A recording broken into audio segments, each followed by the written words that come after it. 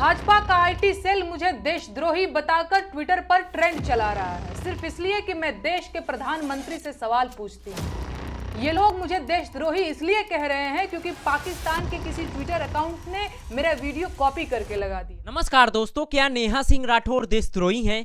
कल से social media platform x पे यही ट्रेंड चल रहा है नंबर 1 पे। अगर आप सोशल मीडिया प्लेटफॉर्म एक्स का यूज करते हैं तो आपको पता होगा कि इंडिया में इस वक्त सबसे ज़्यादा कोई ट्रेंड कर रहा है तो वो है नेहा सिंह राठौर नंबर 1 पे।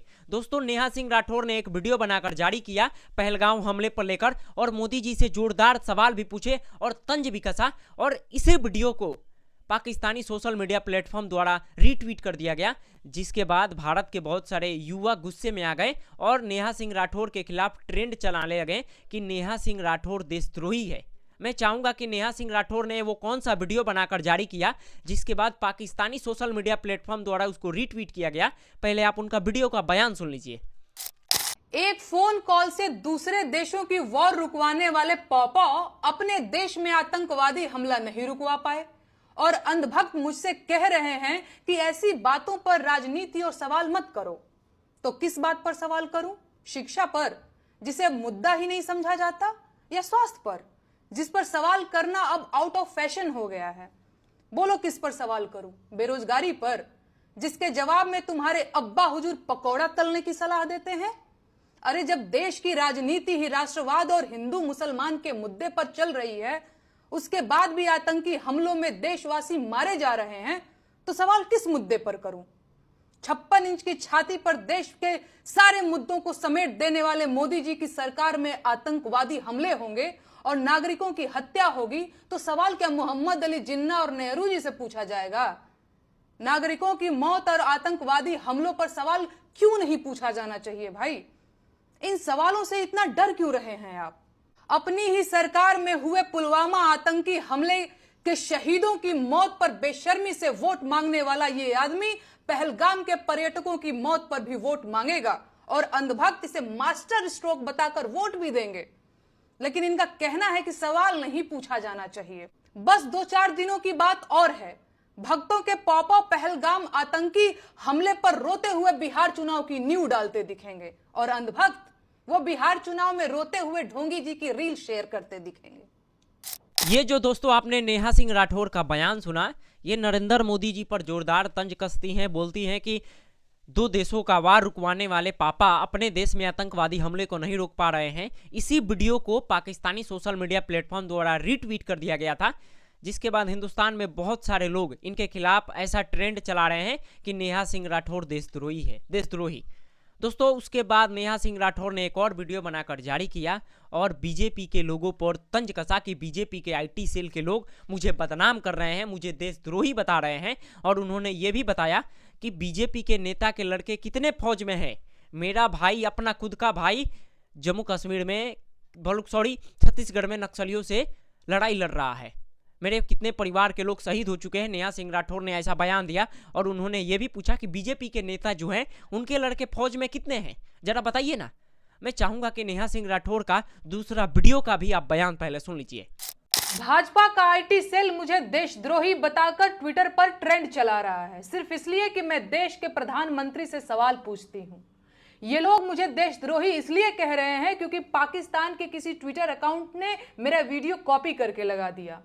भाजपा का आईटी सेल और गोदी मीडिया के बिके हुए सरकारी पत्रकार देशभक्ति का सर्टिफिकेट बांट रहे हैं।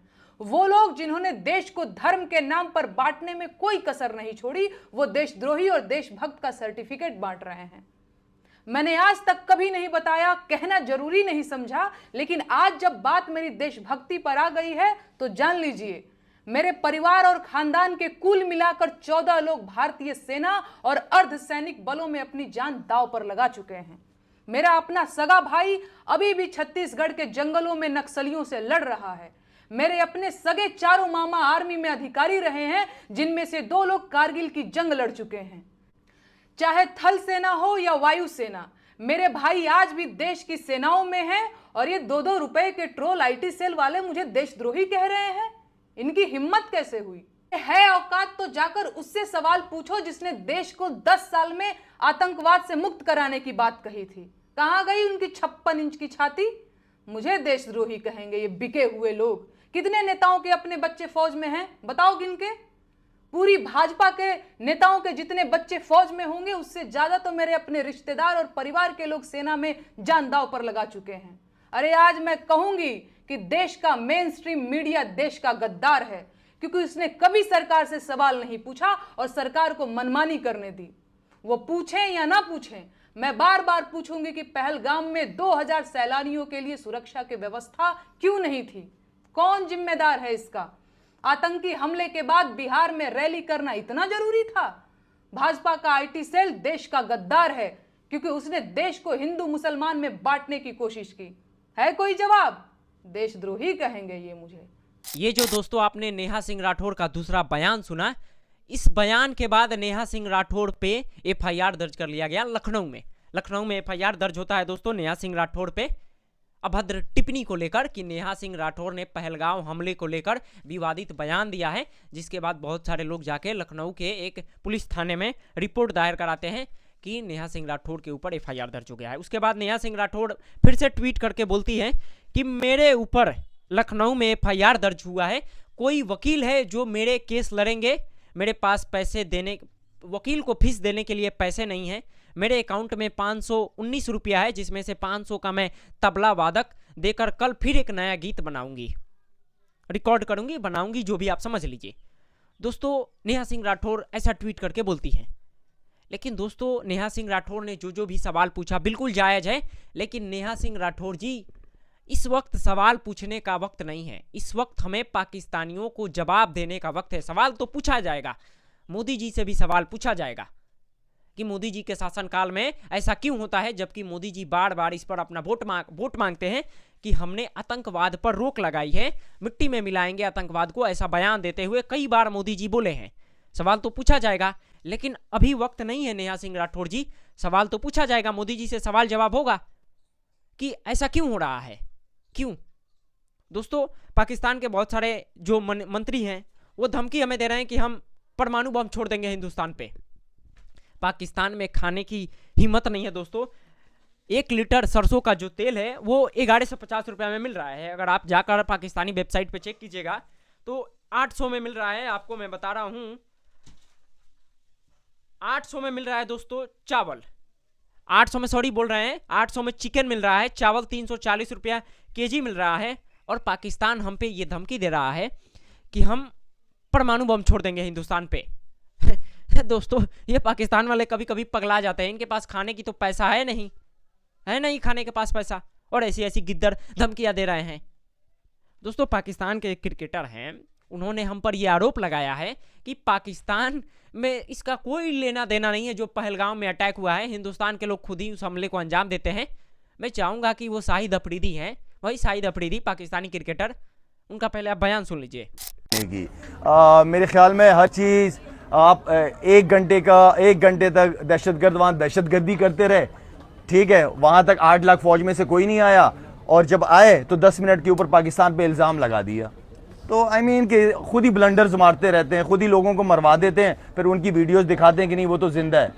तो आई मीन इस तरह का ना करें। हमने हमेशा देखिए दहशतगर्दी आप किसी कोई भी मुल्क कोई भी मजहब सपोर्ट नहीं करता, और हम तो हमेशा अमन की, पाकिस्तान हमारा दीन इस्लाम अमन का पैगाम देती है। हमेशा हमने हमेशा इंडिया के साथ अच्छे ताल्लुकात बनाने की कोशिश करते रहे। हम लोग हमेशा, हमें काफ़ी थ्रेट्स मिलती रही वहाँ से। टूर से पहले हमें ये भी नहीं पता होता था कि हम जाएंगे कि नहीं जाएंगे।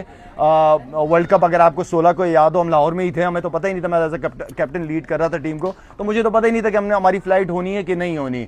तो आई मीन स्पोर्ट्स जो है ना, वो हमेशा मैं बात करता हूँ कि स्पोर्ट्स डिप्लोमेसी हमेशा बेस्ट रहती है।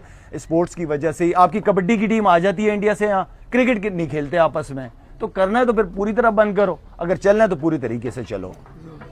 PSL फ्रेंचाइज, ये जो दोस्तों पगले क्रिकेटर, पाकिस्तानी चिरकुट क्रिकेटर का आपने जो बयान सुना, इनको रिस्पेक्ट देने का कोई मेरा हकदार नहीं हूँ।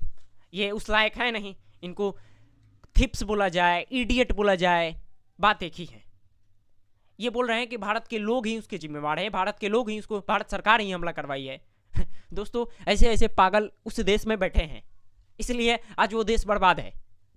बहरहाल इसके बारे में आप क्या सोचते हैं, अपना राय हमें जरूर बताइएगा।